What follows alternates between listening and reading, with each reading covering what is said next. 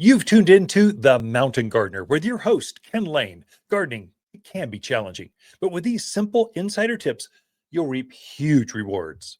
Now, let's tune into today's Mountain Gardener with Ken and Lisa. So there's one trait, one garden task I do in January. I start to prune all my fruit trees. I trim up my evergreens. I trim back my shrubs. I just slowly take back plants and make them healthier for next spring. I really focused on my grasses. So the grasses have all been cut back to the ground, about ankle high or so, except for pampas grass. That one you cut back to about in between ankle and knee high. Call it a foot off the ground. But everything else is right back real close. It's all brown.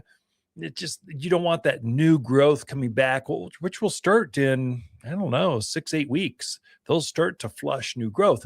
You don't want that green growth going up through the old kind of brown last year's leaves. So I cut them back. Just took my lawnmower, hedgers, just whack them back. And then I'm cutting back trimming up some of my summer blooming shrubs, crepe myrtles, rows of Sharons. They've all been cut back. I've got to finish up by the street my Russian sage. It's up about just above hip high or so. It's way overgrown. And I'm sure after the next storm or two, they're going to start getting leggy, laying over. I want to cut them back. And what I'll do with that, I'll take them back to about knee high, just so I have fresh new growth. The best flowers come from the new growth. I'll hold off on roses. I'll wait till March. I don't want them to get damaged by some cold snap that happens at the end of January. So I'll let all those canes and all the foliage kind of protect that heart or the graft of a rose. I just found over the years, it just works best in mountain gardens. When I'm all done, especially those things that are stressed out, or you only get one push of growth and that's it, like conifers, pine trees, spruce, cypress, cedar, juniper, all these evergreeny kind of plants. You get one set of growth. That's it. So your ponderosa pines elongate, and then whatever you get, that's it. Pinyon pines, if they've been devastated by scale, I want to really get that to flush new growth come spring. Those plants I'm strategically going to fertilize right now in January. It seems odd, especially folks from the Midwest where you're used to ground that's just frozen, but plants aren't frozen right now. They're actually growing. If you take a close look at like my peaches have gigantic flower buds on them.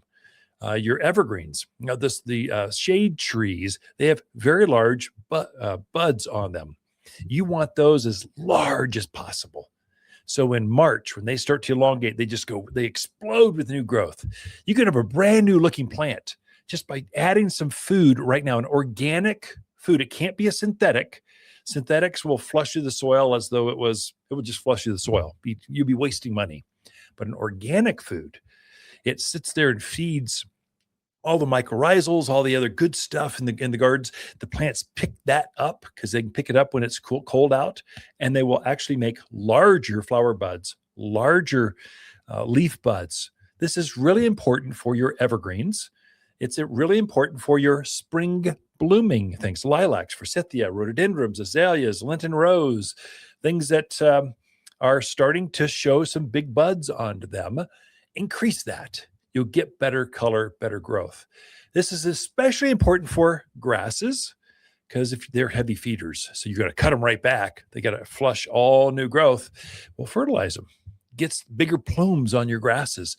It's a game changer, and it's a bit odd. It's something that we do here in this part of the Southwest, but you don't do in other parts of the country. Well, that's it for this show. We are back at it here at Waters Garden Center, and throughout the week, Lisa and I camp out here at Waters Garden Center. As the days get longer and brighter, houseplants can struggle and scorch, but we have the solution.